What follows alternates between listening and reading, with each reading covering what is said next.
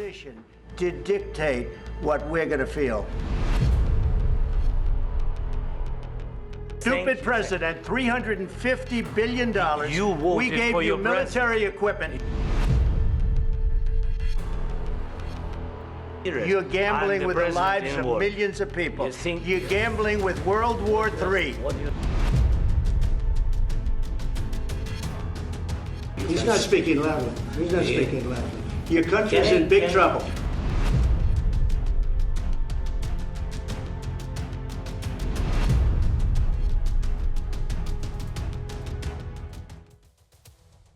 जय हिंद, स्वागत है आपका लाइव टाइम्स में। मैं हूं आपके साथ संजय यादव। शुक्रवार को वॉशिंगटन में अमेरिकी राष्ट्रपति डोनाल्ड ट्रंप और यूक्रेन के राष्ट्रपति वोलोदिमीर जेलेंस्की के बीच मुलाकात को लेकर पूरी दुनिया की निगाहें ओवल ऑफिस पर टिकी थी। उस मुलाकात के दौरान ट्रंप और जेलेंस्की के बीच तीखी बहसबाजी शुरू हो गई। शुक्रवार को होने वाली इस बैठक पर दुनिया भर की निगाहें थी, जिसमें पता चलना था कि यूक्रेन का भविष्य आखिर क्या होगा। लेकिन बैठक के दौरान अचानक नेताओं के बीच जुबानी जंग शुरू हो गई, जिसने हर किसी को हैरान कर दिया। इस बैठक के दौरान डोनाल्ड ट्रंप, अमेरिका के उपराष्ट्रपति जेडी वेंस, अमेरिका के विदेश मंत्री मार्को रूबियो समेत कई और अधिकारी मौजूद थे।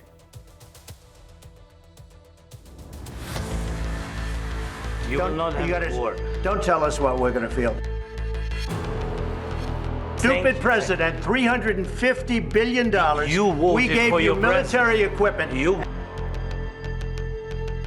Except that there are disagreements. शुक्रवार को जब यूक्रेन के राष्ट्रपति वोलोदिमीर जेलेंस्की अमेरिकी राष्ट्रपति डोनाल्ड ट्रंप से व्हाइट हाउस मिलने पहुंचे, तो खुद ट्रंप जेलेंस्की का स्वागत करने के लिए नजर आए। जेलेंस्की कार से बाहर निकले, ट्रंप ने उनसे हाथ मिलाया, उनके कपड़ों की तारीफ की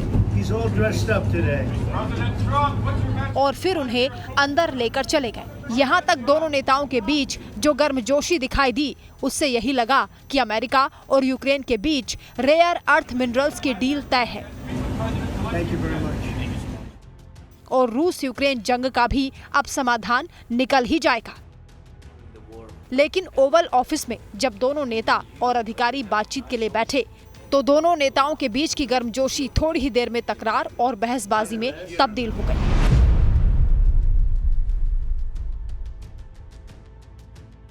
मीडिया की मौजूदगी में ही दुनिया ने देखा कि कैसे दो देश के राष्ट्रपति आपस में बुरी तरह उलझ गए।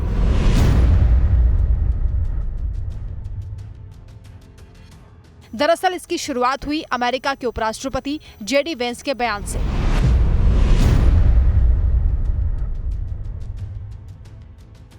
जब उन्होंने जेलेंस्की से कहा कि आपके यहाँ घरेलू समस्याएं हैं और आप अमेरिकी राष्ट्रपति का ओवल ऑफिस में मीडिया के सामने अपमान कर रहे हैं।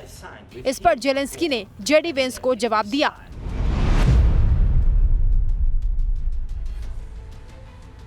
First of all, during the war, everybody has problems. Even you, but you have nice ocean and don't feel now, but you will feel it in the future. God bless. You don't know that. God bless. God bless. You will not have a war. Don't tell us what we're going to feel. We're trying to solve a problem. Don't tell us what we're going to feel. I'm not telling you. Because you're in no position to dictate that. Remember this. You're in no position to dictate what we're going to feel. We're going to feel very good. You will feel influence. We're going to feel very good and very strong. You will feel influence. You're right now not in a very good position. You've allowed yourself to be in a very bad position, and he happens to be right about it. From the very beginning of the war. You're not in a good position. You don't have the cards right now. With us, you start having cards. But right now, you don't. You're playing cards. You're playing cards. You're gambling with the lives of millions of people. You're gambling with World War III. You're gambling with World War III. And what you're doing is very disrespectful to the country, this country, that's backed you far more than a lot of people said they should have. इतना सुनते ही Trump झुंझला जाते हैं और इस बातचीत में शामिल हो जाते हैं और वो जेलेंस्की को खरी खोटी सुनाने लगते हैं। ट्रंप के रवैये से जेलेंस्की हैरान रह जाते हैं, लेकिन वो चुप नहीं रहते। वो लगातार ट्रंप को जवाब देते रहते हैं। जेलेंस्की कहते हैं कि वो उनका बहुत सम्मान करते हैं, लेकिन तब तक इस बातचीत में एक बार फिर से अमेरिकी उपराष्ट्रपति जेडी वेंस की एंट्री हो जाती है।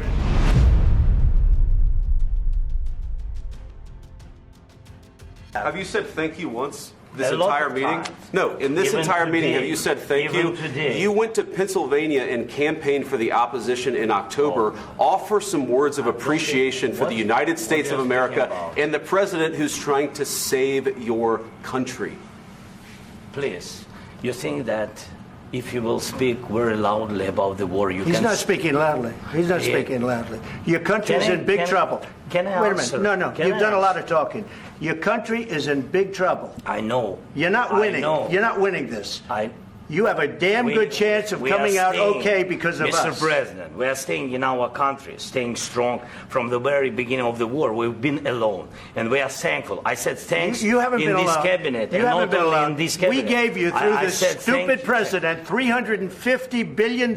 You voted we gave for you your military president. equipment, You and your voted men for are your brave, president. but they had to use our military. What about West? If you didn't have You our invited military me- equipment, You invited if me you to didn't speak. have our military equipment, this war would have been over in 2 weeks. In 3 okay? days, I heard it from Putin. In 3 days, this is something Maybe new. less. In 2 weeks, of course, yes. It's going to be a very hard thing to do business like this. I tell you. दरअसल America के राष्ट्रपति Trump और Zelensky media के सामने खनिज deal पर चर्चा करने से पहले रूस यूक्रेन युद्ध पर चर्चा कर रहे थे। इस दौरान यूक्रेन में सीज फायर पर बातचीत चल रही थी, जहां ट्रंप जल्द युद्ध रोकने पर जोर दे रहे थे। लेकिन इस दौरान जेलेंस्की ने कहा कि पुतिन अक्सर अपनी बात से मुकर जाते हैं। जेलेंस्की को उम्मीद थी कि ओवल ऑफिस में डोनाल्ड ट्रंप के साथ उनकी मुलाकात अमेरिका को रूसी राष्ट्रपति व्लादिमीर पुतिन की तरफ झुकने से रोकने में कामयाब होगी। लेकिन डोनाल्ड ट्रंप साफ कर चुके हैं कि युद्ध को खत्म करने के लिए यूक्रेन को समझौता करना होगा, और इस समझौते में उसे देश के उस हिस्से को गंवाने के लिए तैयार होना पड़ेगा जिस पर पिछले 3 सालों के युद्ध के दौरान रूस ने कब्जा कर लिया है। इतना ही नहीं, अमेरिका ना तो यूक्रेन को सुरक्षा गारंटी दे रहा है और ना ही हथियार भेजने को तैयार दिखाई दे रहा है। यहाँ तक कि नाटो में यूक्रेन की एंट्री को भी ट्रंप नकार चुके हैं। ऐसे में जेलेंस्की के पास ज्यादा विकल्प नहीं है। लेकिन ट्रंप से मुलाकात के दौरान दोनों नेताओं के बीच जैसी बहसबाजी हुई, उसके बाद रूस यूक्रेन युद्ध के भविष्य को लेकर भी कई तरह की आशंकाएं बढ़ गई हैं। Bureau report, live times.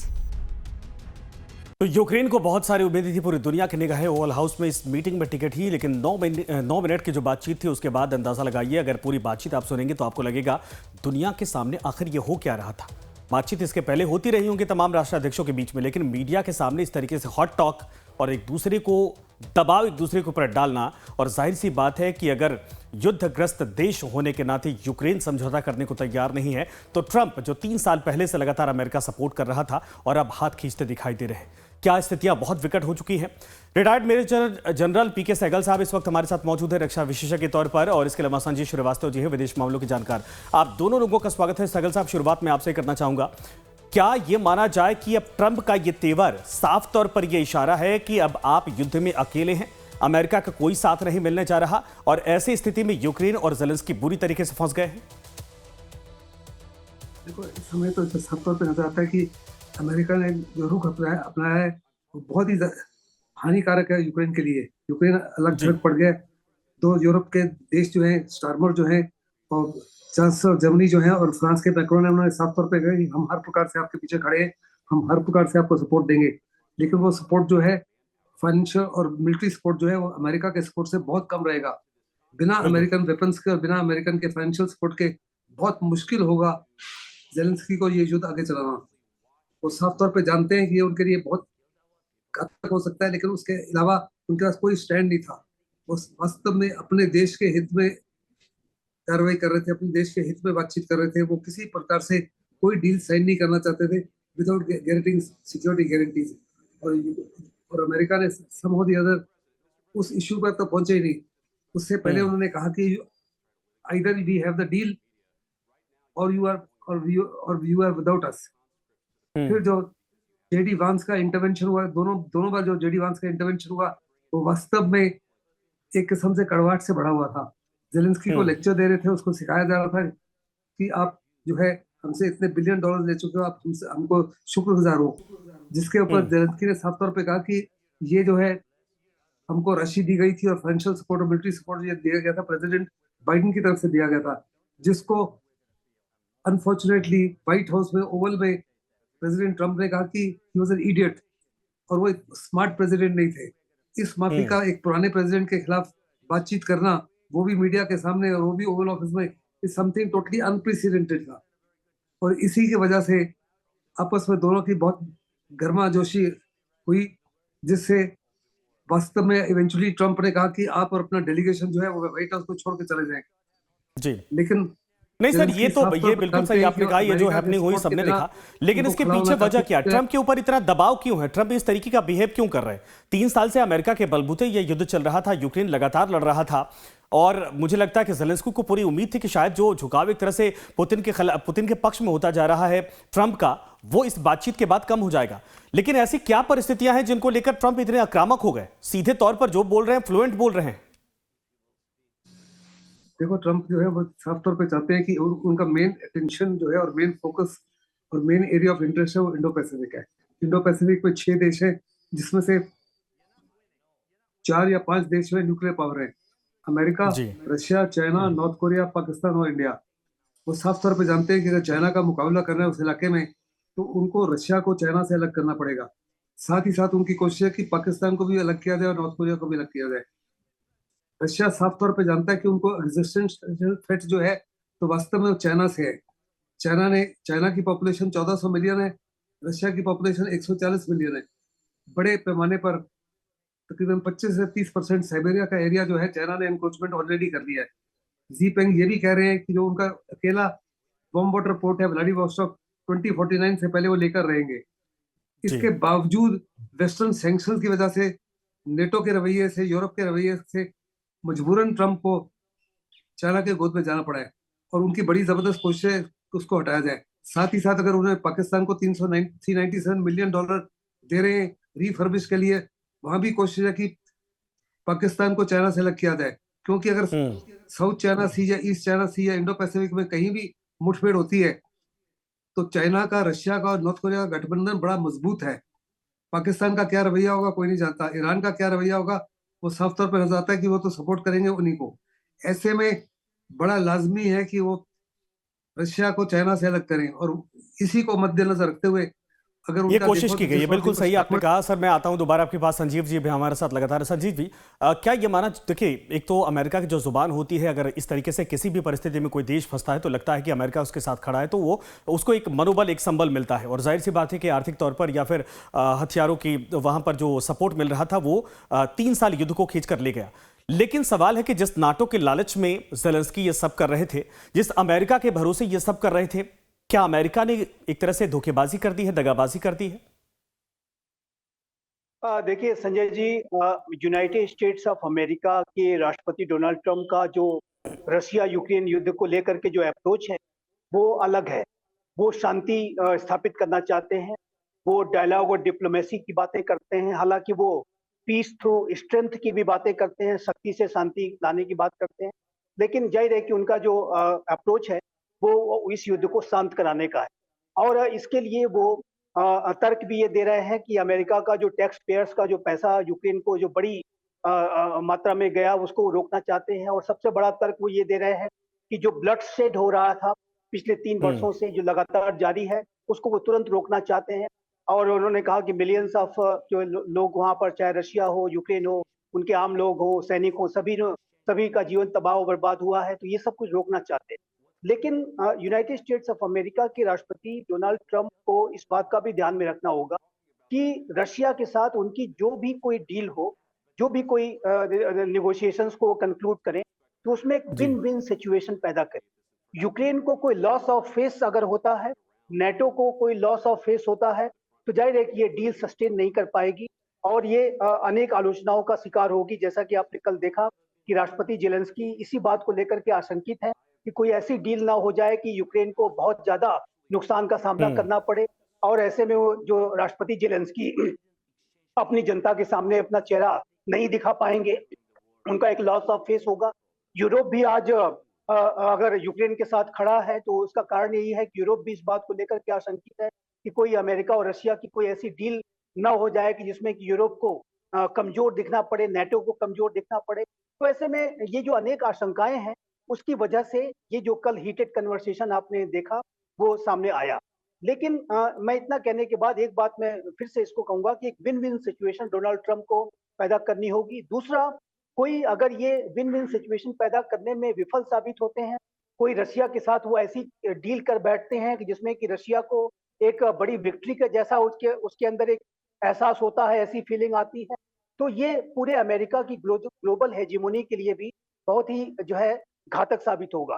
Taiwan के ऊपर जो चाइना का जो खतरा है वो बहुत बढ़ जाएगा, क्योंकि चाइना भी इस बात को जो है मान करके चलेगा कि वो भी एक कोई so called special military operation launch कर दे और 1-2 साल तक ये ऑपरेशन चले और उसके बाद अमेरिका से दोस्ती हो जाएगी और अमेरिका हमारे ताइवान के ऑक्यूपेशन को एक्सेप्ट कर लेगा। और यदि चाइना का इस तरीके के चाइना के अंदर असेसमेंट्स आते हैं तो चाइना न सिर्फ ताइवान पर बल्कि पूरे साउथ चाइना सी पर एकाधिकार करने का सेंकाकू आइलैंड्स की तरफ और इंडिया चाइना बॉर्डर एरियाज की तरफ भी वो बढ़ सकता है और ये पूरे विश्व के लिए और अमेरिका की जो ग्लोबल जो उसका जो लीडरशिप है उसके लिए बहुत घातक साबित हो सकता है। तो ये नहीं, बिल्कुल सही आपने कहा, लेकिन मामला अब यह है कि अमेरिका पर भरोसा कैसे दूसरे देश करें। अगर आप सपोर्ट भी करते हैं, आप उसको सहयोग करते हैं, बाद में जाकर आप पलट जाते हैं, अपने फायदे के लिए सारी चीजें करते हैं, तो जितने देश अमेरिका की तरफ निगाहें टिकाकर बैठे हैं, जो लगता है कि हमारा दोस्त के तौर पर है, वो आखिर भरोसा कैसे करे। कभी आप सहयोग करते हैं, बाद में इतना एंटी हो जाते हैं कि उस देश के नामो निशान मिटाने की स्थिति आ जाती है। अब मुझे लगता है कि ज़ेलेंस्की इसी हालात में पहुंच चुके हैं। ठीक है सर, आप दोनों लोग हमारे साथ रहिएगा। अमेरिकी राष्ट्रपति डोनाल्ड ट्रंप और यूक्रेनी राष्ट्रपति ज़ेलेंस्की के बीच तीखी नोकझोंक पूरी दुनिया ने देखा, सुर्खियां बनी हुई हैं, क्योंकि ज़ेलेंस्की की अमेरिकी यात्रा के दौरान कई प्रोटोकॉल पहली बार टूटते हुए दिखाई दिए। तो जुबानी जंग के बाद ज़ेलेंस्की को व्हाइट हाउस तक छोड़ना पड़ा, यहां तक कि यूक्रेन के प्रतिनिधिमंडल की लंच की व्यवस्था तक नहीं की गई थी, वो भी बाद में हटा दिया गया। मीटिंग के बाद अमेरिका और यूक्रेन के बीच मिनरल डील पर हस्ताक्षर होने वाले थे, लेकिन बहस इतनी ज्यादा बढ़ गई कि यह डील फिलहाल के लिए रुक गई है। सवाल है कि क्या इस बहस के बाद कॉमेडियन रह चुके ज़ेलेंस्की अब ट्रैजिक हीरो के रूप में जाने जाएंगे? देखिए। Zelensky is a dictator. Did I say that? I can't believe I said that. Next question.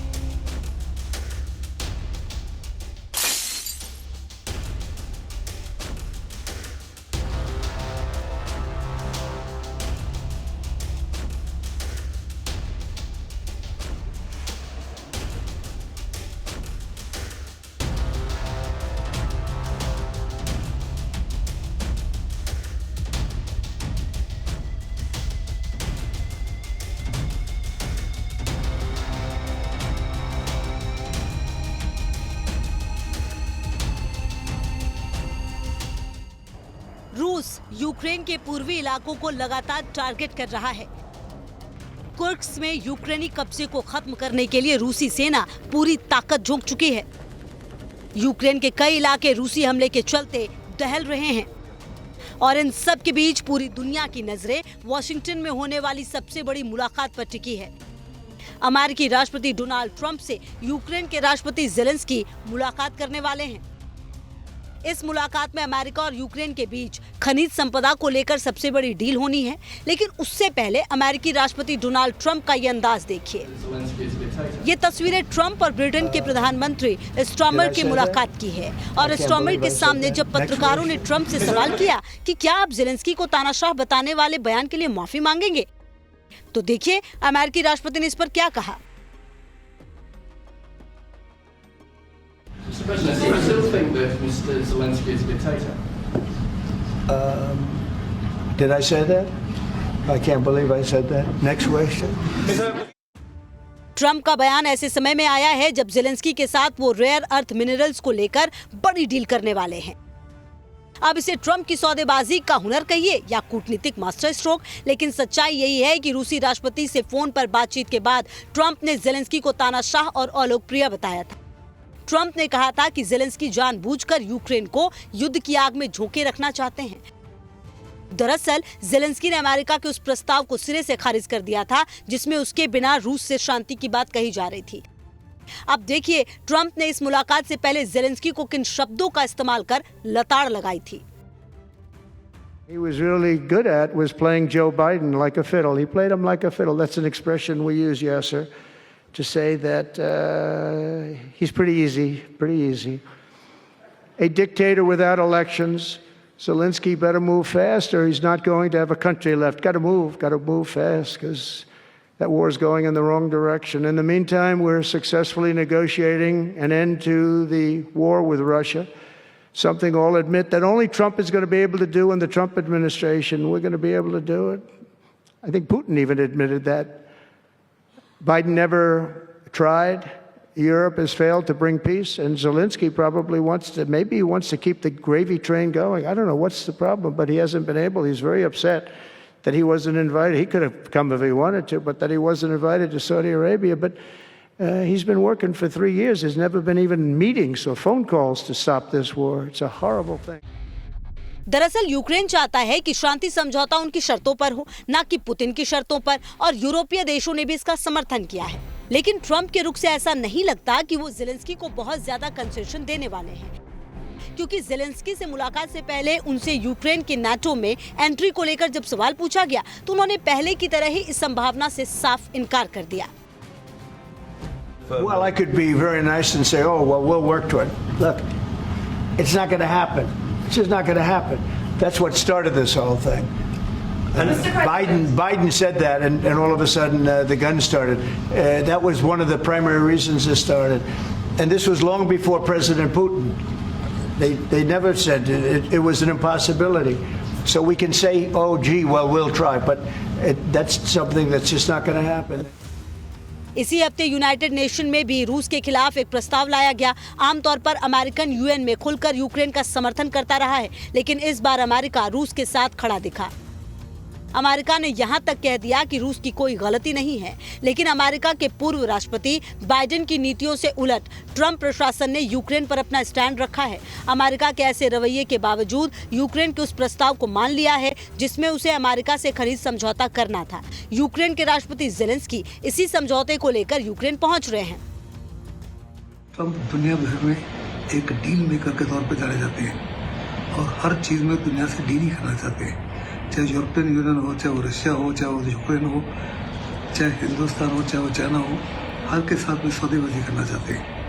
इसी को निगाह में रखते हुए जिनसे, चाहे वो ब्रिटिश प्राइम मिनिस्टर थे या फ्रेंच प्रेसिडेंट थे या ज़ेलेंस्की थे या फिर जर्मन के जब मिस्टर शोल्ज आए थे, उनके ऊपर हामी होने की कोशिश करते हैं, उनको डराने की कोशिश करते हैं, उनको धमकाने की कोशिश करते हैं ताकि वो ज़्यादा से ज़्यादा प्रेशर डालें, ताकि बड़ी से बड़ी डील जो है वो उनके हित में हो। कुछ ही दिन पहले उन्होंने ज़ेलेंस्की को एक किस्म से का डिक्टेटर कहा और उन्होंने ये भी कहा कि वो इतने कॉमेडियन है और वो वास्तव में सत्ता में गलत रूप से बैठा हुआ है और वास्तव में इलेक्शन होनी चाहिए। लेकिन उसकी विजिट से पहले उनके रुख में तब्दीली आई है। अभी वो कह रहे हैं वो ब्रेव आदमी है और वो उनकी हर प्रकार से सराहना करना चाहते हैं। यूक्रेन के साथ रेयर अर्थ मिनरल्स डील को लेकर ट्रंप कितने गंभीर हैं, इसका अंदाजा उनके इस बयान से लगा सकते हैं। जिस ज़ेलेंस्की को कुछ दिन पहले तक ट्रंप तानाशाह और यूक्रेन के जंग के लिए जिम्मेदार बता रहे थे, उसी ज़ेलेंस्की की अब ट्रंप तारीफ करने में लगे हैं।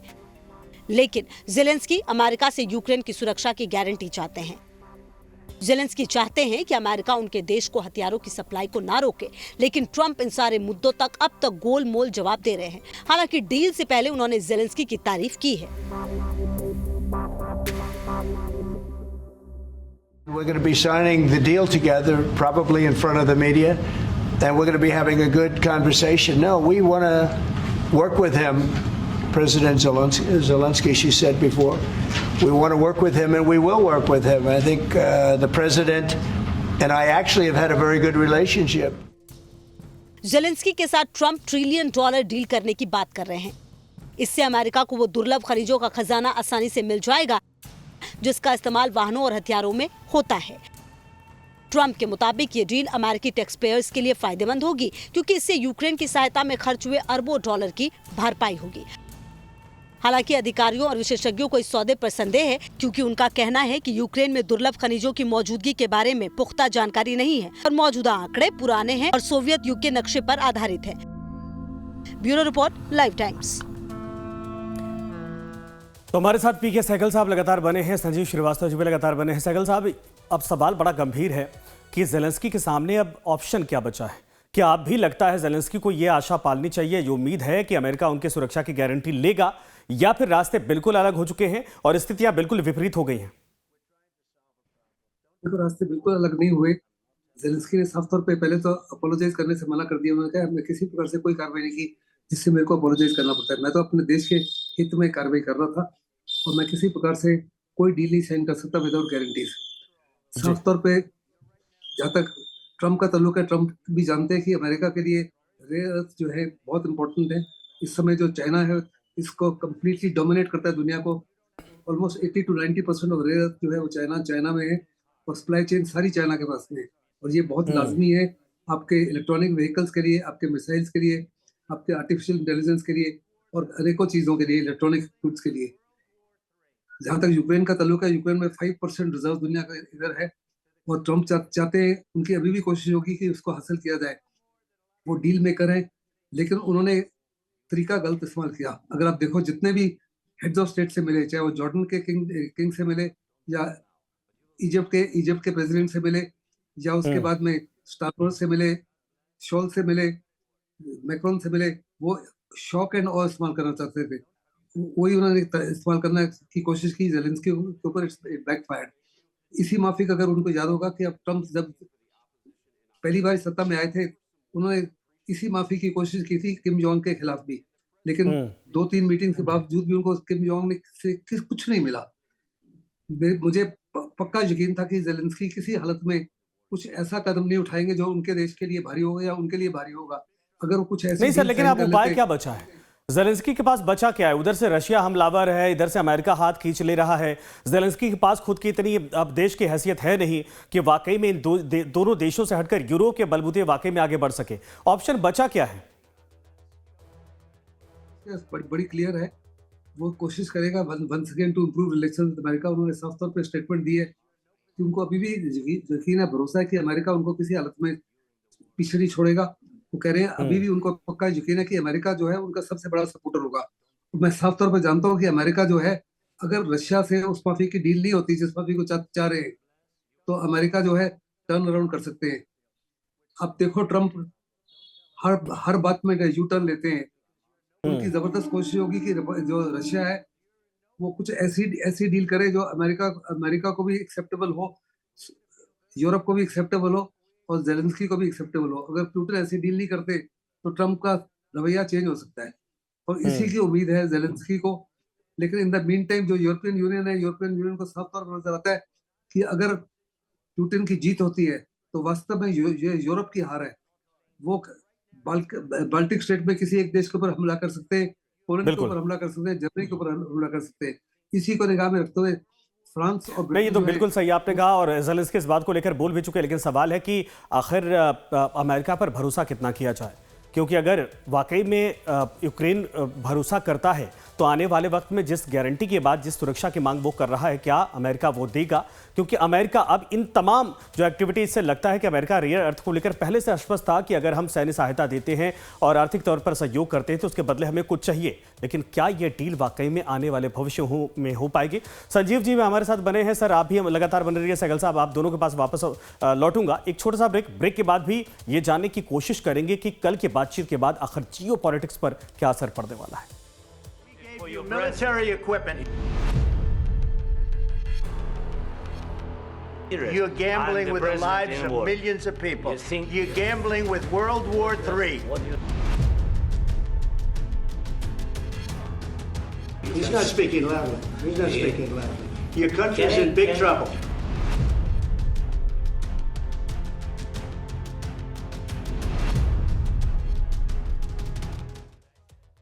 तो डोनाल्ड ट्रंप जिस शांति की बात कर रहे हैं, क्या वाकई में ये पहलू वो सच में चाहते हैं या फिर अमेरिका फर्स्ट की जो नीति उनकी होती है, अमेरिका के फायदे में कुछ हो सकता है तो उसके बारे में सोचा जाए? क्योंकि अब तक देखा गया कोल्ड वॉर रशिया और अमेरिका के बीच में चलता था, लेकिन ये पहली दफा है इतने सालों बाद जब रशिया के पुतिन से बाकायदा ट्रंप की बातचीत होती है और जिस देश को सहयोग करते थे उसके ऑपोजिशन में बोलने लगते हैं, एक तरह से तानाशाह बताने लगते हैं ज़ेलेंस्की को। क्या वाकई में इसके पीछे कोई बहुत बड़ा एक बदलाव होता दिखाई दे रहा है दुनिया की राजनीति में? हमारे साथ हमारे दोनों मेहमान बने हुए हैं, पीके सहगल साहब, इसके अलावा श्रीवास्तव जी भी हैं। सर, मैं आपके पास आना चाहूँगा कि इस पूरे मामले पर अगर देखा जाए, जियो पॉलिटिक्स में जिस तरीके से परिवर्तन देखा गया है संजीव जी, ये कुछ और संकेत कर रहा है?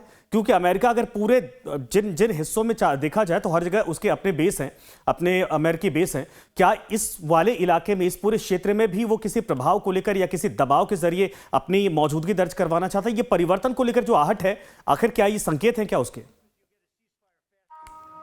देखिए, ये जो राष्ट्रपति डोनाल्ड ट्रंप का जो पूरा अप्रोच है वो अनकन्वेंशनल है और अमेरिका के पूरे इतिहास में जाहिर है कि डोनाल्ड ट्रंप एक डिस्टिंक्ट शख्सियत नजर आते हैं और वो आजीवन बिजनेसमैन रहे और राजनीति में आने से पहले उन्होंने कभी किसी राजनीतिक पद को ग्रहण नहीं किया था और जाहिर है कि वो, जैसा कि वो स्वयं कहते हैं कि वो जीवन भर वो डील्स करते रहे हैं, वो डील मेकिंग के लिए जाने जाते हैं, उसको लेकर के वो काफी गर्व भी महसूस करते हैं। तो जाहिर है कि वो एक डील मेकर के रूप में अपनी जो पहचान है उसको वर्तमान समय में भी कायम रखना चाहते हैं और डील मेकिंग की प्रक्रिया में वो अनेक ट्रिक्स एंड टैक्टिक्स का इस्तेमाल करते हुए अपने जो अपोनेंट्स हैं, अपने जो एडवर्सरीज हैं, अपने जो कॉम्पिटिटर्स हैं, उनके साथ एंगेज करते हुए, उनके साथ किसी तरीके का जो एक कन्फ्रंटेशनल कन्वेंशनल जो रवैया ना अख्तियार करते हुए अपने एडवर्सरीज को समझने के लिए उनको उनके साथ वो एंगेज करते हैं, जैसा कि किम जोंग उन के साथ भी उन्होंने किया था और उसी के साथ साथ अब वो रशिया के साथ भी पिछले कार्यकाल के दौरान भी उन्होंने किया, वर्तमान समय में भी कर रहे हैं। तो ये जो उनका जो अप्रोच है वो एक अनकन्वेंशनल अप्रोच है, लेकिन इसका कहने का तात्पर्य मेरा ये है कि राष्ट्रपति डोनाल्ड ट्रंप एक अनकन्वेंशनल हो सकते हैं, लेकिन अंतर्राष्ट्रीय राजनीति में इस तरीके के जो अप्रोचेस हैं वो बहुत ही कम देखे जाते हैं। इसी वजह से मेरा ऐसा मानना है कि डोनाल्ड ट्रंप के कार्यकाल के दौरान तक तो जरूर इस तरीके के अप्रोच की वजह से एक अनिश्चितता की स्थिति रहेगी कि कब वो किससे बात कर बैठे, किसकी आलोचना कर बैठे और किस तरीके से वो आगे बढ़ेंगे, इसको लेकर के एक अनिश्चितता की स्थिति अवश्य रहेगी और इसका प्रभाव आप हर जगह देख रहे हैं, चाहे वो हमारे शेयर मार्केट्स हों, चाहे वो अंतर्राष्ट्रीय राजनीति में जो उथल अभी दिखाई दे रही है। तो ये जो अनिश्चितता की स्थितियां अवश्य है उनके अनकन्वेंशनल अप्रोच, लेकिन ग्राउंड रियलिटीज तो बदल नहीं जाती और यूनाइटेड स्टेट्स ऑफ अमेरिका के राष्ट्रपति डोनाल्ड ट्रंप को के द्वारा जो भी निर्णय लिए जाएंगे, जो भी डील की जाएगी, उसको यूनाइटेड स्टेट्स ऑफ अमेरिका के इस्टेब्लिशमेंट का भी सपोर्ट लेना आवश्यक होगा और इसीलिए मैं बार बार इस बात को कहता हूं कि राष्ट्रपति डोनाल्ड ट्रंप को इस तरीके की डील करनी होगी कि जिसमें एक विन विन सिचुएशन पैदा हो, कोई लॉस ऑफ फेस ना हो, यूक्रेन को कोई लॉस ऑफ फेस ना हो, राष्ट्रपति जेलेंस्की को कोई लॉस ऑफ फेस ना हो, नेटो को कोई लॉस ऑफ फेस ना हो, क्योंकि यदि ऐसा होता है तो ऐसे में जो यूनाइटेड स्टेट्स ऑफ अमेरिका का जो इस्टेब्लिशमेंट है वो भी जो है, यदि राष्ट्रपति डोनाल्ड ट्रंप की आलोचना पे उतर आएगा तो ऐसे में उनको अपनी प्रेसिडेंसी को चला पाना भी मुश्किल साबित हो सकता है। तो ये एक नया अप्रोच है, बदला हुआ अप्रोच है, नया अप्रोच है, लेकिन ये अप्रोच क्या सही तरीका था? ठीक है सर, मैं आपके पास आता हूं। सहगल साहब, जरा ये बताइए, सबसे ज्यादा अगर फोकस था पिछले कुछ दिनों से कि वो मिनरल्स डील्स करना चाहते थे, जिसको लेकर वो उनको आश्वस्त थे, मुझे लग रहा है ट्रंप आश्वस्त थे कि शायद ये डील संपन्न हो जाएगी, इसीलिए आए भी थे जेलेंस्की। लेकिन ये डोनाल्ड ट्रंप का फेल्योर माना जाए या तरीका गलत निकाला गया? क्योंकि जो उनका मोटिव था वो तो पूरा हुआ नहीं। जेलेंस्की नाराज होकर चले गए, यूरोप के कई देश जेलेंस्की के समर्थन में आ चुके हैं, सिंपैथी कार्ड जो दुनिया से वो जेलेंस्की को मिलता दिखाई दे रहा है। क्या डोनाल्ड ट्रंप पहले जो अटेम्प्ट था उनका उसमें फेल है या तरीका गलत था? मेरे मुताबिक डोनाल्ड ट्रंप का तरीका बिल्कुल गलत था। साफ तौर पर लगता है कि उन्होंने बड़ी जबरदस्त कोशिश की थी किसी तरीके से उनके ऊपर ऐसा दबाव डाला जाए जेलेंस्की के ऊपर कि वो हर डील के ऊपर साइन कर दे, लेकिन जेलेंस्की ने साफ तौर पे उनके जो ट्रैप था उसमें वो नहीं फंसे। उन्होंने साफ तौर पे जेडी ट्रांस को भी बताया कि हम जो बातचीत कर रहे हैं वो सही नहीं है। उन्होंने ये भी एक किस्म से इनडायरेक्टली बोला कि जो डोनाल्ड ट्रंप ने बोला कि ये युद्ध जो है उसको स्टार्ट किया जेलेंस्की ने, जो गलत था, इट्स अ लाई। लेकिन इसका जो प्रभाव पड़ेगा पूरी दुनिया के लिए, इस एक किस्म से बहुत बड़ा सीस्मिक भूचाल की तरह है। 80 साल से अमेरिका जो है हर प्रकार से नेटो को न्यूक्लियर अम्ब्रेला दे रहा था, बड़े नहीं, बिल्कुल सही आपने कहा, लेकिन सवाल है कि ऐसी तस्वीर तो इसके पहले कभी दुनिया ने देखी भी नहीं थी, क्योंकि दो वर्ल्ड लीडर अगर इस तरीके से कैमरे के सामने बातचीत कर रहे थे जैसे स्कूल के बच्चे करते हैं, आपस में लड़ते हैं, झगड़ते हैं, ये अंदाज क्या वाकई में सही था? लेकिन इन सब के अलावा यूक्रेन का फ्यूचर क्या होने वाला है, चूंकि हमारे साथ हमारे मेहमान भी बने हैं, उनसे लगातार आगे भी जानेंगे। लेकिन अमेरिकी राष्ट्रपति डोनाल्ड ट्रंप के साथ जेलेंस्की की बहस के बाद अब यूरोपीय नेताओं ने यूक्रेन के लिए अपना समर्थन जाहिर किया है। यूरोपीय नेताओं ने बयान जारी करके कीव के प्रति अपनी प्रतिबद्धता की पुष्टि की है। यूरोपीय संघ आयोग के अध्यक्ष उर्सुला वॉन डेर लेन ने कहा है कि प्रिय राष्ट्रपति, आप कभी अकेले नहीं हैं। उधर जर्मनी से लेकर फ्रांस जैसे नाटो सदस्य देश ने भी जेलेंस्की का सपोर्ट किया है। लेकिन डोनाल्ड ट्रंप और जेलेंस्की के झगड़े के बाद नाटो समेत दुनिया दो खेमों में बंटती हुई दिखाई दे रही। देखिए आप कैसे। United States of America and for the good of the world. I'm aligned with the world and I want to get this thing over with. You see the hatred he's got for Putin. It's very tough for me to make a deal with that kind of hate. He's got tremendous hatred. During the war, everybody has problems. Even you, but you have nice ocean and don't feel now, but you will feel it in the future. God bless. You don't know that. God bless. God bless. You will not have a war. Don't tell us what we're going to feel. We're trying to solve a problem. Don't tell us what we're going to feel. I'm not telling you. Because you're in no position to dictate that. Remember this. America के राष्ट्रपति Donald Trump और Ukraine के राष्ट्रपति Volodymyr Zelensky के बीच हुई ऐसी जुबानी जंग ने दुनिया को हैरान कर दिया है। जेलेंस्की और डोनाल्ड ट्रंप कैमरे के सामने लड़ते दिखाई दिए।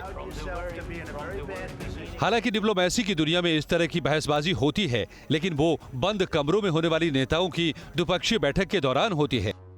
मगर व्हाइट हाउस में जो कुछ हुआ है, उसने डोनाल्ड ट्रंप के शासन से अमेरिका के सहयोगियों के विश्वास को हिलाकर रख दिया है। खासकर इसका गंभीर असर अब नाटो पर पड़ सकता है। नाटो गठबंधन अभी तक यूक्रेन की मदद करता आया है, लेकिन नाटो में सबसे ज्यादा फंड अमेरिका देता है। अमेरिका नाटो के कुल फंड का 15.8% यानी कि करीब $3.5 अरब देता है। इसके अलावा नाटो गठबंधन को सैन्य टेक्नोलॉजी और हथियार का एक बड़ा हिस्सा भी अमेरिका ही देता है। लेकिन ट्रंप की बदली नीति से नाटो के भविष्य पर संकट मंडरा रहा है और डोनाल्ड ट्रंप अपने पहले कार्यकाल से ही नाटो में अमेरिकी फंडिंग को लेकर आक्रामक रहे हैं। लेकिन अमेरिका के पूर्व राष्ट्रपति जो बाइडेन ने जिस यूक्रेन यूएस गठबंधन की फंडिंग की थी, वो गठबंधन अब टुकड़ों में बिखरता नजर आ रहा है और अमेरिका यूक्रेन गठबंधन का सार्वजनिक तौर पर टूटना नाटो के यूरोपीय सदस्यों और अमेरिका के बीच एक बड़े संकट का संकेत है। इसकी वजह भी बेहद साफ है। दुनिया के 31 नेताओं ने जेलेंस्की को सार्वजनिक रूप से समर्थन देने का ऐलान किया है। सोशल मीडिया प्लेटफॉर्म एक्स पर यूरोपीय संघ आयोग की अध्यक्ष उर्सुला वॉन डेर लेयन ने लिखा है, मजबूत बनो, बहादुर बनो, नीडर बनो, प्रिय राष्ट्रपति, आप कभी अकेले नहीं हैं। एक सोशल मीडिया पोस्ट में यूरोपीय संघ के विदेशी मामलों और सुरक्षा नीति के प्रमुख काजा कैलास ने भी साफ लिखा है, यूक्रेन यूरोप है, हम यूक्रेन के साथ खड़े हैं। हम यूक्रेन को अपना समर्थन बढ़ाएंगे ताकि वो हमलावर से लड़ना जारी रख सके। आज ये स्पष्ट हो गया है कि आजाद दुनिया को एक नए नेता की जरूरत है। इस चुनौती को स्वीकार करना हम यूरोपीय लोगों पर निर्भर है। जर्मनी ने भी यूक्रेन के प्रति अपना समर्थन जताया है।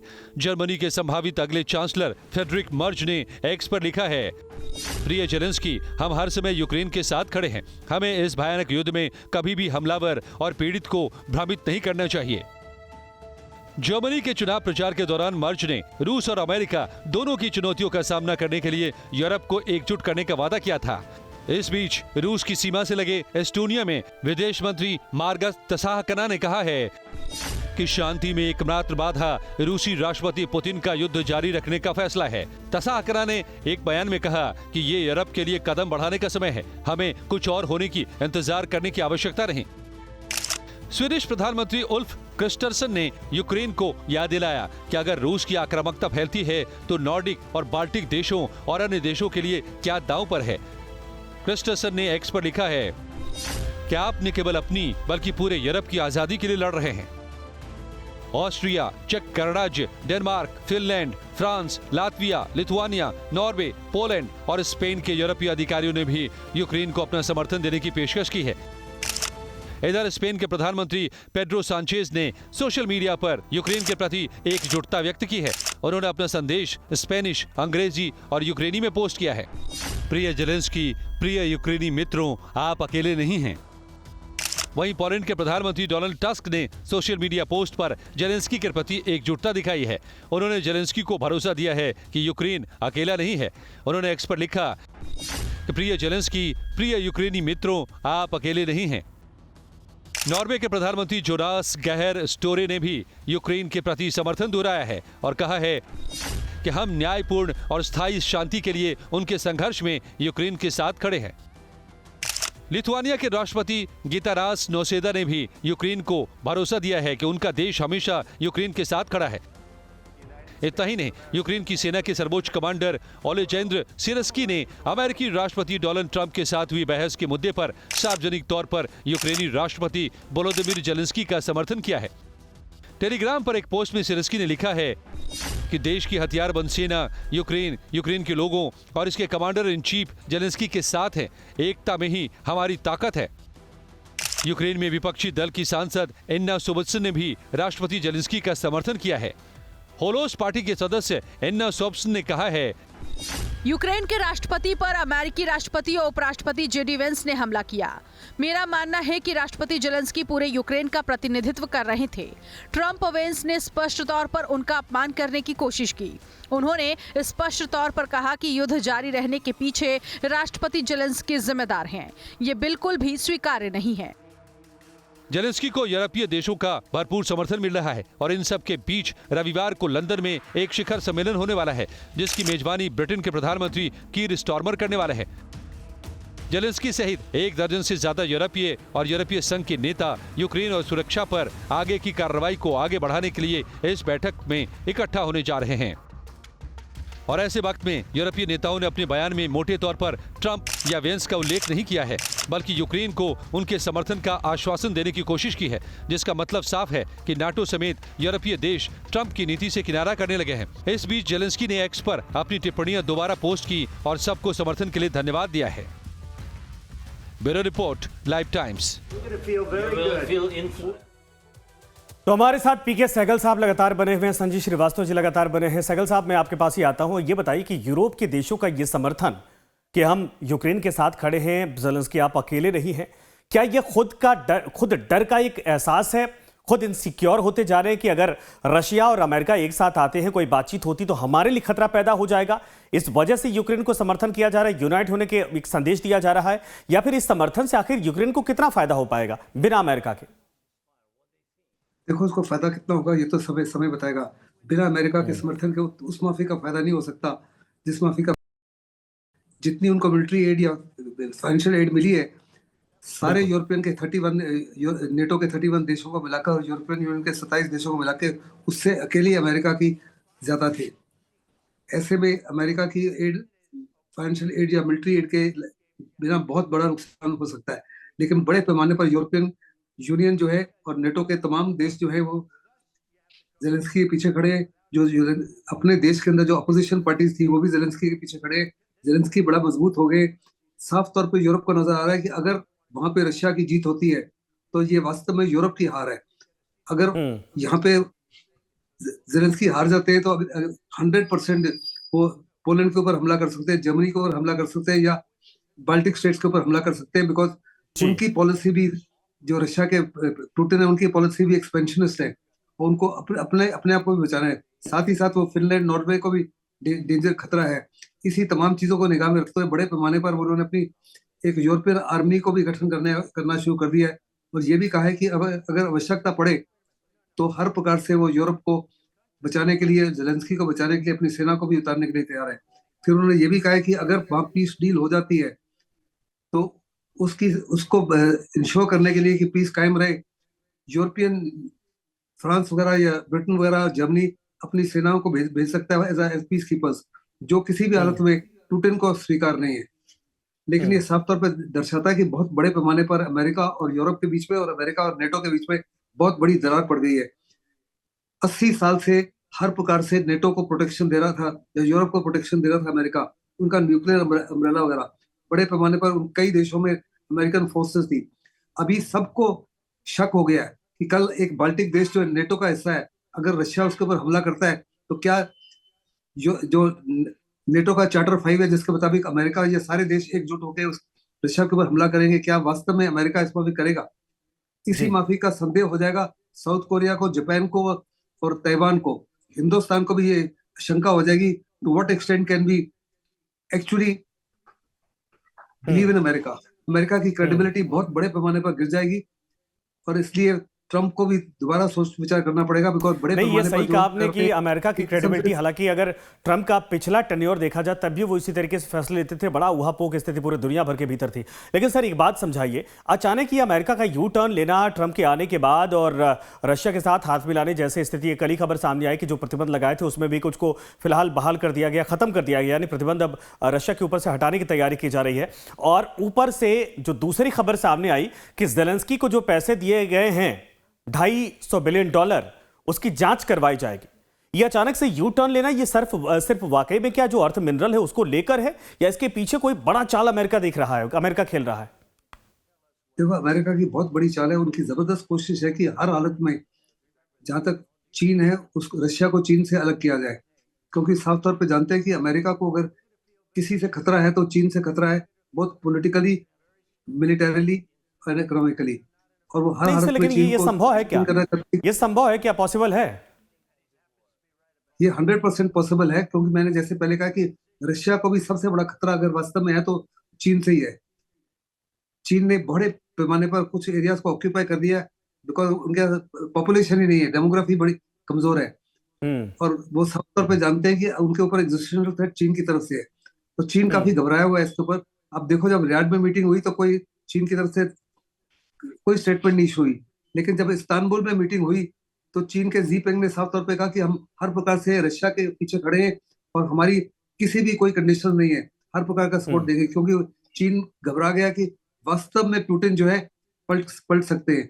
वो तो यहाँ तक, अब अमेरिका यहाँ तक कोशिश कर रहे हैं कि उनके ऊपर जितनी सैंक्शंस लगी हुई है अमेरिका की तरफ से, वो सैंक्शंस भी हटा दी जाए ताकि उनकी इकोनॉमी जो है सुधर सके। वो ये भी चाहते हैं कि बड़े पैमाने पर, पुतिन ने कहा कि आप बड़े पैमाने पर मिनरल्स, बिल्कुल 3 साल पुतिन भी इस बात को समझते हैं कि 3 साल युद्ध में रहना आखिर उनके लिए कितना नुकसान है, क्योंकि एक तरफ अमेरिका, एक तरफ चाइना है, अगर उनको भी अपनी डिग्निटी मेंटेन करनी है तो युद्ध से बाहर निकलना पड़ेगा। बिल्कुल सही आपने कहा। सर मैं आता हूं दोबारा आपके पास। संजीव जी, ये बताइए, बड़ा गंभीर सवाल है कि यूक्रेन का फ्यूचर क्या है, यूक्रेन के लोगों का भविष्य क्या है, और अमेरिका की अब क्रेडिबिलिटी कितनी बची है? क्योंकि ट्रंप के आने के बाद पूरे दुनिया में तो कॉन्फिडेंस नहीं आ रहा, शेयर मार्केट गिरते चले जा रहे हैं, दूसरे जो साथी देश हैं उनको भी लग रहा है कि न जाने कब इनके दिमाग में क्या आ जाएगा, क्या फैसला कर देंगे। टैरिफ वॉर एक तरह से ट्रंप ने शुरू कर दिया है। अमेरिका की क्रेडिबिलिटी जियोपॉलिटिक्स में किस तरीके से देखी जाए अब? देखिए, बड़ी अनिश्चितता की स्थिति है, और जो अभी तक एक कन्वेंशनल वे ऑफ डिप्लोमेसी थी, उसमें एक हलचल सी पैदा हो गई है। एक स्टेटस को जो है, जो के आधार पर जो चीजें चल रही थी, उसमें एक अनिश्चितता पैदा हो गई है, और इसको एसेस कर पाना अभी जाहिर है कि हमारे सभी, जो हम सभी एक्सपर्ट्स हैं, सभी के लिए एक काफी अनिश्चितता की स्थिति है।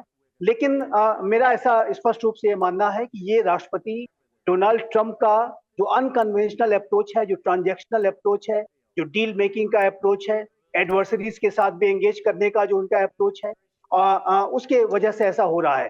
लेकिन अल्टीमेटली कोई एक व्यक्ति, चाहे वो कितना भी बड़ा करिश्माई व्यक्ति ही क्यों ना हो, उसके आधार पर जो वास्तविक जो रियलिटीज हैं वो उसमें तनाव तो पैदा हो सकता है, लेकिन उसमें बहुत बड़ा परिवर्तन लाया नहीं जा सकता अनलेस अनटिल वो आइडिया बहुत बड़ा हो। लेकिन ये जो डोनाल्ड ट्रंप का जो पूरा अप्रोच है, इसमें टैक्टिकल जो मूव ज्यादा दिखाई देते हैं।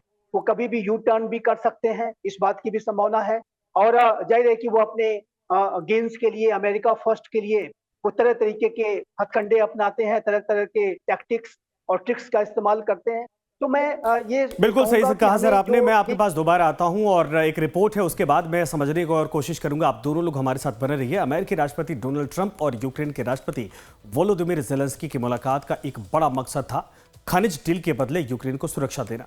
लेकिन वार्ता के दौरान बहस होने की वजह से ना तो डील संपन्न हो पाई और ना ही यूक्रेन को सुरक्षा की गारंटी अमेरिका दे पाया। सवाल है कि क्या अमेरिका सुरक्षा गारंटी के बहाने ही अपने हितों को साधना चाहता है? देखिए आप।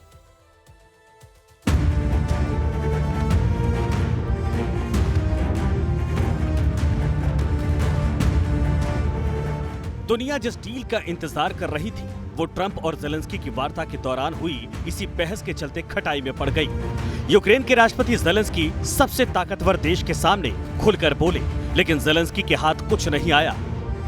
अमेरिका से ज़ेलेंस्की को उम्मीद थी कि ट्रंप उन्हें खनिज डील के बदले सुरक्षा की गारंटी देंगे, लेकिन ओवल ऑफिस में इन तस्वीरों ने साफ कर दिया है कि अमेरिका अब ज़ेलेंस्की को कुछ नहीं देने वाला है, ना तो सुरक्षा की गारंटी और ना ही नाटो में एंट्री। क्योंकि नाटो के दूसरे सदस्य चाहकर भी यूक्रेन को नाटो में एंट्री नहीं दिला सकते, क्योंकि अमेरिका ऐसे में अपने वीटो पावर का इस्तेमाल कर सकता है। मतलब साफ है, ट्रंप के रहते नाटो में यूक्रेन की एंट्री नहीं हो सकती, क्योंकि देखिए ज़ेलेंस्की से मुलाकात होने के ठीक कुछ घंटे पहले ट्रंप ने क्या कहा था। Well, I could be very nice and say, oh, well, we'll work to it. Look, it's not going to happen. It's just not going to happen. That's what started this whole thing. Biden said that, and all of a sudden the gun started.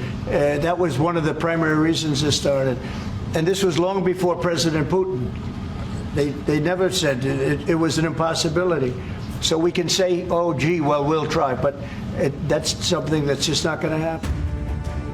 दरअसल Ukraine की खनिज संपदा को लेकर America का plan बेहद साफ है। ट्रंप का मकसद यूक्रेन को दी गई आर्थिक मदद के बदले अमेरिका के लिए पैसे जुटाना है, लेकिन अमेरिका सुरक्षा गारंटी के नाम पर क्या किसी देश पर अपना दबदबा कायम करता है? ये सवाल इसलिए क्योंकि जापान से लेकर मिडिल ईस्ट तक में अमेरिका अपना दबदबा यूं ही कायम कर रखा है। जापान को सुरक्षा गारंटी देने के नाम पर अमेरिका दक्षिण एशिया में भी अपनी मौजूदगी कायम कर रखा है। यही हाल मिडिल ईस्ट में भी है। सऊदी अरब से लेकर कतर और इराक में अमेरिका के मिलिट्री बेस हैं, जहां से अमेरिका पूरे मिडिल ईस्ट को कंट्रोल करता है। सवाल है कि क्या यूक्रेन की खनिज संपदा की डील के बदले अमेरिका भी वहां अपनी सीधी मौजूदगी चाहता है? Bureau report, live times. तो सहगल साहब लगातार हमारे साथ बने हैं और संजीव जी भी लगातार बने हैं। ये बड़ा गंभीर सवाल है कि क्या वाकई में अमेरिका सच में जो अर्थ मिनरल्स है उसको हासिल करना चाहता है या फिर यहाँ पर बेस बनाना चाहता है? सहगल साहब, क्योंकि अमेरिका तो इतना, चूंकि जो रिसर्च आई है उसमें कहा जा रहा है कि जो यहाँ से मिनरल्स निकाले जाएंगे वो अमेरिकी कंपनी है या दुनिया की कोई कंपनी जाए, उसके लिए बड़ा महंगा सौदा साबित हो सकता है। इसके पीछे अमेरिका कुछ और ही सोच रहा है क्या? हो सकता है, क्योंकि अमेरिका ने साफ तौर पर कहा कि अगर आपको सुरक्षा गारंटी चाहिए तो यूरोपियन देश जो वो आपके नेबर्स हैं वो आपको देंगे। फिर उन्होंने साफ तौर पे जब ज़ेलेंस्की ने कहा कि रशिया के पुतिन जो है कम से कम 25 बारी जो सीज फायर डील है कर चुके हैं पिछले 2014 के बाद में वो तोड़ चुके हैं, हमको किसी ऊपर भरोसा नहीं। तो उन्होंने साफ तौर पे कहा कि वहाँ केवल और केवल अमेरिकन कंपनी और अमेरिकन लोग ही कार्रवाई करेंगे, और वो that itself is a guarantee कि पुतिन किसी भी हालत में सीज फायर को नहीं तोड़ेंगे। तो यानी दूसरे लफ्जों में एक हिडन इंटेंशन अमेरिका की साफ तौर पे है कि उस इलाके के अंदर बड़े पैमाने पर एटलीस्ट इकोनॉमिकली अपने आप को स्थापित कर लेंगे, और इकोनॉमिक स्थापितता को मिलिट्री में नहीं कन्वर्ट करेंगे, क्योंकि ईस्टवर्ड एक्सपेंशन ऑफ नेटो की वजह से ही ये युद्ध स्टार्ट हुआ है। अगर ईस्टवर्ड एक्सपेंशन ऑफ नेटो नहीं होता तो शायद ये युद्ध भी नहीं होता। और अगर आश्वासन दे दिया होता शुरू से ही कि नेटो को यूक्रेन को नेटो में शामिल नहीं किया जाएगा, तो शायद पुतिन ये इन्वेजन स्टार्ट भी नहीं करते, क्योंकि उनको जबरदस्त खतरा था कि बहुत बड़े पैमाने पर जो उनका बॉर्डर है यूक्रेन की वजह से इंक्रीज हो जाएगा और वेस्ट। लेकिन बिल्कुल सही सर, समय कमी से एक सवाल मैं संजीव जी से लेना चाहूंगा। सर आपके पास भी दोबारा आता हूं, समय अगर बचता है। संजीव जी, नाटो का सदस्य तो ज़ेलेंस्की बन नहीं पाए, यूक्रेन बन नहीं पाया। अमेरिका जो सबसे ज्यादा भरोसेमंद था, जिसकी वजह से लग रहा था कि नाटो के सदस्य बन भी सकते, जिसकी वजह से युद्ध शुरू हुआ, वो सब कुछ खत्म हो चुका है। यूक्रेन के हाथ में कुछ भी अब बचा है क्या नेगोशिएट करने के लिए सच में? देखिए संजय जी, एक बात मैं अंत में अवश्य कहना चाहूंगा कि रशिया यूक्रेन युद्ध का सबसे बड़ा लेसन अगर अंतर्राष्ट्रीय समुदाय यदि राष्ट्र ड्रा कर सकते हैं तो ये है कि वो राष्ट्र अपनी रक्षा की आवश्यकताओं को लेकर के आत्मनिर्भर बने, किसी दूसरे बड़े महाशक्ति के इंटरवेंशन से बचें और अपनी समस्याओं का निराकरण वो खुद निकालने की कोशिश करें। इंटरनेशनल इंटरवेंशंस का जो इतिहास है वो बहुत ही नकारात्मक रहा है, चाहे इराक में अमेरिका का इंटरवेंशन रहा हो, चाहे वो यूक्रेन में महाशक्तियों का इंटरवेंशन हो, चाहे वो कोरियन पेनिनसुला में महाशक्तियों का इंटरवेंशन हो, अंतर्राष्ट्रीय इंटरवेंशन से समस्याओं का समाधान नहीं निकला है। इसी वजह से भारत का ये जो अप्रोच है कि जो नॉन इंटरवेंशन की हमारी जो नीति है, और हम ये चाहते हैं चाहे हमारे मामले हों चाहे वैश्विक मामले हों, हम नॉन इंटरफेरेंस की नीति पर चलते हैं। और नॉन इंटरफेरेंस का और आत्मनिर्भरता को हासिल करने का जो लेसन है वो इसका सबसे बड़ा लेसन है। और एक बात और भी कहना चाहूंगा, यूनाइटेड स्टेट्स ऑफ अमेरिका को यूक्रेन को अबैंडन करना उसकी बहुत ही भारी स्ट्रेटेजिक ब्लंडर होगी। यूनाइटेड स्टेट्स ऑफ अमेरिका यदि यूक्रेन को अकेला छोड़ता है तो उसके जो ग्लोबल जो उसकी लीडरशिप है, चाहे ताइवान में हो, चाहे वो जापान, साउथ कोरिया, फिलीपींस की हो या अन्य उसके जो एलाइज और पार्टनर्स हो, सभी के अंदर ये सवालिया निशान खड़े हो जाएंगे कि क्या अमेरिका उन्हें भी ऐसे ही अकेला छोड़ देगा कोई संकट की स्थिति में।